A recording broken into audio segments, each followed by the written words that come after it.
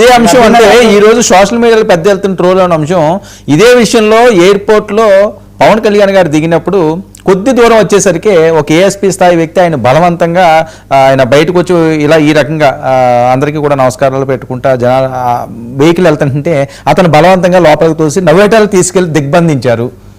ఈ రోజు ఈ ప్రభుత్వం ఇలా చేయలేదు. అందరికీ ఆరిక రూలా ఈయనకొక రూలా ఇలాంటివన్నీ కూడా వస్తున్నాయి. దీన్ని ఏ రకంగా చూడాలి? వర్మ గారు, నేను ఒక మాట చెప్తాను. ఏ ప్రభుత్వం అయినా సరే ఇప్పుడు ఎలా ఉంటుందంటే, ఈ ప్రభుత్వాల ఉద్దేశాలు ఎలా ఉంటుంది అంటే, నేను ప్రతిపక్షంలో ఉంటేనేమో నాకు లా గుర్తొస్తుంది, నేను పాలకపక్షంకి వచ్చిన తర్వాత రాజ్యాంగాన్ని మడిచి దిండుకన్ను పెట్టేస్తున్నారు. రెండు ప్రభుత్వాలకి ఇదే పరిస్థితి. ఇప్పుడు జగన్మోహన్ రెడ్డి గారు ముఖ్యమంత్రిగా ఉన్నప్పుడు కుప్పం చంద్రబాబు నాయుడు గారిని కుప్పం ఎమ్మెల్యేగా ఆయన్ని కనీసం కుప్పంలో అడుగు పెట్టినవ్వల ఒక 35 సంవత్సరాలు 40 సంవత్సరాలు కుప్పం ప్రజాప్రతినిధిగా ఉండి ఒక మాజీ ముఖ్యమంత్రిగా ఉన్నటువంటి చంద్రబాబు నాయుడు గారిని కుప్పంలో అడుగు పెట్టని కారణంగా ఆయన ఆ కుప్పం కాన్స్టిట్యున్సీకి వెళ్ళి దాని మీద బస్ ఎక్కి బస్ పైన నిరసన దీక్ష చేసే స్థాయికి జగన్మోహన్ రెడ్డి గారు ఒక ఎస్పీ, ఏఎస్పీ, డిఎస్పీ ఆయన్ని నిర్బంధించారు. అండ్ రెండో అంశం, మాజీ ముఖ్యమంత్రి చంద్రబాబు నాయుడు గారిని ఎయిర్పోర్ట్ లో నుంచి కదలనీలో ఒక సందర్భంలో తిరుపతి ఎయిర్పోర్ట్ లో ఆయన బైఠాయించాడు. తిరుపతి ఎయిర్పోర్ట్ లోనే బైఠాయించాడు. పవన్ కళ్యాణ్ గారు విశాఖపట్నం వెళ్ళినప్పుడు విశాఖపట్నం హోటల్లో బంధించి ఒక police officer, lady police officer కూడా చాలా వైరల్ అయింది ఆ సందర్భంలో, పవన్ కళ్యాణ్ గారిని బయటకు వెళ్ళని సందర్భంలో. ఇప్పుడు వీళ్ళందరూ కూడా ఇప్పుడు జగన్మోహన్ రెడ్డి గారేమో ఈ రోజేమో చూసారా నా పర్యటనకి అందరినీ అడ్డు పెడుతున్నారు, నా పర్యటనకి ఎవరిని రానివ్వటం లేదు, నాకు పోలీసులు అడ్డంకులు కుదిరిస్తున్నారు, లేకపోతే వాళ్ళని కుదిరిస్తున్నారు, వీళ్ళని కుదిరిస్తున్నారు అని చెప్పేసి జగన్మోహన్ రెడ్డి గారు ఇప్పుడు నిందిస్తున్నారు. బట్ ఇదే జగన్మోహన్ రెడ్డి గారు ఆయన 5 సంవత్సరాల కాలంలో ఎవరినైనా కనీసం ఒక పాదయాత్ర, ఒక యాత్ర, అసలు రోడ్ల మీద ఏదైనా బహిరంగ సభలు పెడితే జీవోఎంఎస్ నెంబర్ 1 అనేది తీసుకొచ్చి ఎవరు బహిరంగ సభలు పెట్టద్దని చెప్తే హైకోర్టుకి వెళ్ళి కొట్టిపించింది మేమే కదా.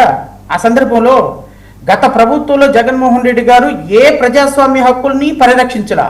బట్ అన్ఫార్చునేట్ థింగ్ ఏంటి అంటే గత ప్రభుత్వంలో చంద్రబాబు నాయుడు గారిని రానివ్వనప్పుడు నేను ఫస్ట్ టైం చంద్రబాబు నాయుడు గారిని సాలిడారిటీ ఎక్స్ప్రెస్ చేస్తూ మీ కాన్స్టిట్యున్సీకి మిమ్మల్ని కలవనివ్వలేదండి అని నేను వెళ్ళి వారిని కలిసి, ఇంత పెద్ద వయసులో మీకు ఇబ్బంది కలిగించారని నేను కలిసిన ఫస్ట్ సందర్భంలో ఆయన అన్నాడు, శ్రవణ్ గారు ఈ రాష్ట్రంలో ప్రజాస్వామ్యం బతకాలంటే ప్రజాస్వామ్య పరిరక్షణ వేదిక అని మన అందరం కలిసి ఒక వేదికను పెడదాం, దానికి మీలాంటి న్యాయమూర్తుల కన్వీనర్గా ఉంటే బాగుంటుంది అని నేను, అచ్చెన్నాయుడు గారు, జనసేన పార్టీకి సంబంధించినటువంటి కందుల దుర్గేష్ ఒక ప్లాట్ఫామ్ ఏర్పాటు చేశాం.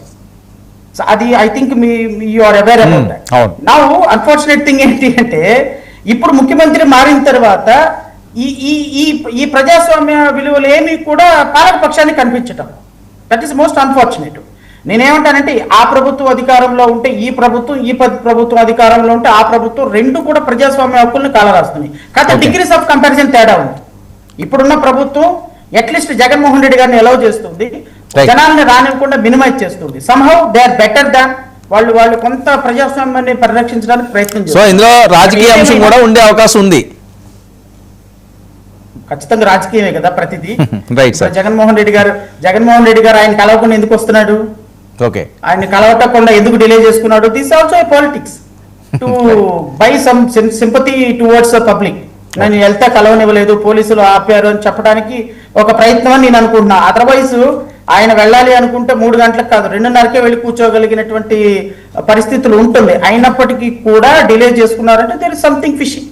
Okay, right. Thank you so much అండి జయశ్రావణ్ గారు, మీ సమయాన్ని కేటాయించినందుకు. ఒక షార్ట్ బ్రేక్ తీసుకుందాం. బ్రేక్ తర్వాత ప్రైమ్ డిబేట్ కొనసాగిద్దాం. స్టే చేయండి.